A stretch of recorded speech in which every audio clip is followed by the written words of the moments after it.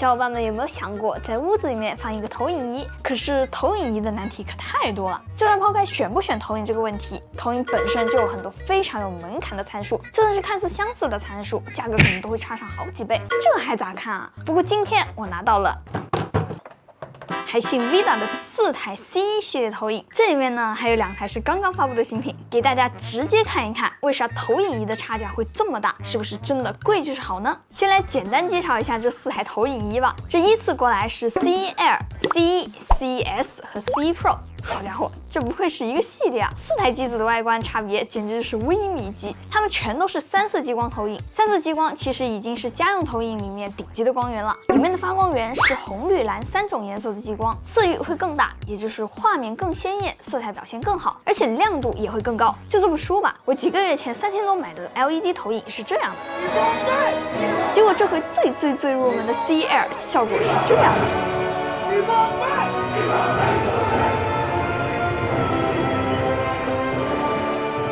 所以电影院里面的激光投影都是用的3色激光。记得以前还有段时间，激光厅就是高端的代名词。不过当然啊，这种投影仪可不便宜，所以22年出的 C1 6000多的价格都能说是非常有性价比。那这次4台投影仪虽然都是3色激光，但是价格从4000到1万都有，价格差了1倍多，都差在了哪里呢？先看价格最高、功能最全的 C1 Pro 吧，这个投影可以说是家用投影里面我觉得算很拉满的级别了。0.47英寸 DMD， 抖 4K 分辨率，2350 CVIA 流明，110%的 BT2020 色域，10比特色深，还支持 1080p 240赫兹的刷新率。这里面的 CVIA 流明是一个新的亮度测试标准，之前我们测试过的一些投影仪，实测亮度和安时流明能差到接近1倍。这是因为啊，安时流明没有规定造出来的量产机要达到标称水平，说白了就是随便写，是不是很离谱？而 CVIA 不但对色彩有一定的要求，还规定量产机不能低于标注的80%，而海信 Vida 还更老实一些，测出来多少就标个多少，根本不虚标。我自己也实测了一下 ，C1 Pro 的标称亮度2350，但是实测最高亮度能到2613流明，哈，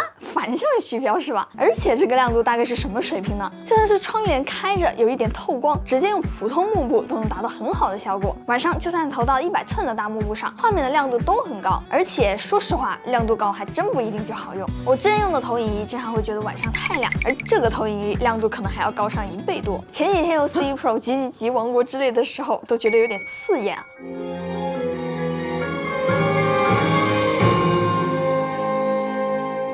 结果海信 Vida 给投影装上了个亮度传感器，如果房间非常暗的话，就可以自动调暗一些画面，以免刺眼。大家都想办法提亮，你还压亮度，凡尔赛是吧？而且作为最顶的 C1 Pro， 消散斑技术、均匀度，这都是系列里面最好的。来，直接看一下极限效果。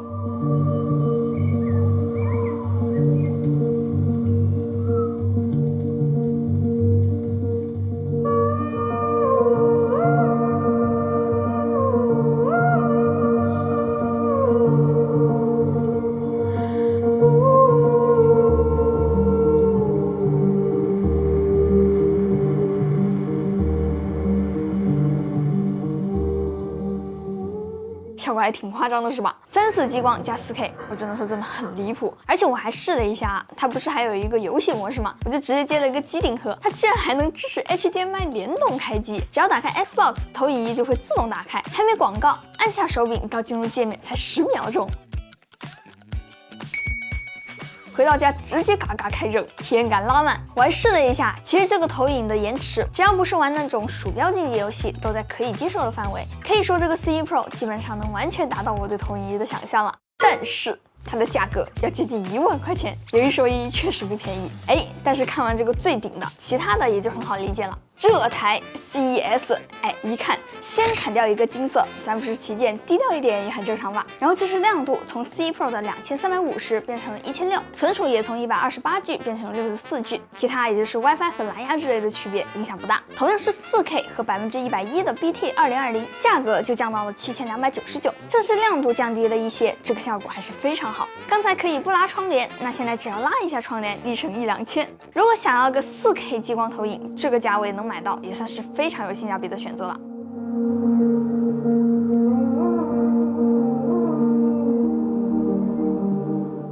但但是你其实还可以再退一步，看看这个 C1，这其实是 CES 的上一代产品，调整了一下价格，但是瘦死的骆驼比马大，对吧？咋说它也依然是 4K 分辨率，亮度1350 CVIA 流明，看起来是降低了一些，实际我试了一下，工作室的墙是墙纸，在墙的墙纸上面投个150，那就是绰绰有余，清晰度也没有多少区别。和新款最大的区别其实是它的散斑相对明显一些。这里简单的说一下什么是散斑，它会造成看起来有一种磨满手游的钢化膜的质感，而且随着你的眼睛移动，它会跟着动。C1 用的是上一代的技术 ，C1 Air、CES 和 C1 Pro 是新的技术，配合3色激光专用的幕布，对比起来的效果是这样的。如果对散斑不敏感的话，6299就能买到，这算是 4K 3色激光相当有性价比的选择了。那如果还要降低一点预算，那就是 C1 Air 了。哎，这个家伙从造型开始就跟别人不一样了哦，小了一整圈，还带一个小提手，有点可爱捏。这个螺丝还可以拧下来，哎，换成你喜欢的袋子啊。那我就直接搞一个肩带上去，你把世界尽收眼底，我把世界投在你的脸上。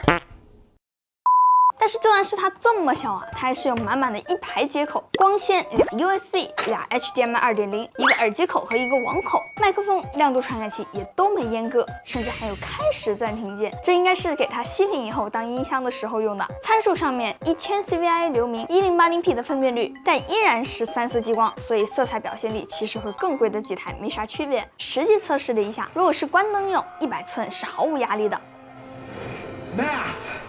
Don't do this. Ow.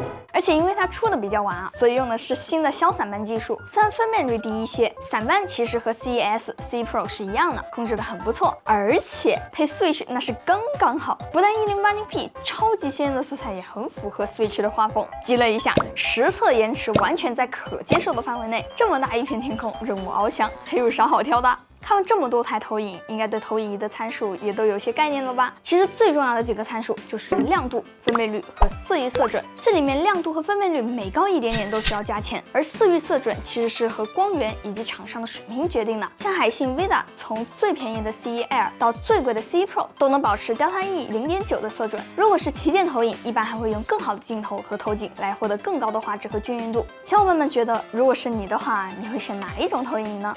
我个人觉得啊，如果只是屋里放一个用，其实入门款 C1 Air 就已经够用了。1080p 1000流明，放在卧室里面晚上用绰绰有余。如果想要看电影，想要更好的效果，咬咬牙上 CES 能得到 4K 分辨率1600流明的亮度，整体体验会好很多。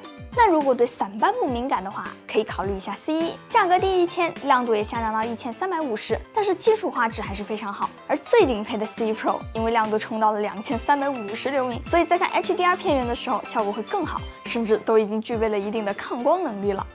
好了，那么这期视频到这里就结束了。如果这期视频对你有所帮助的话，记得给我点赞、3连关注哦，这对我来说非常重要。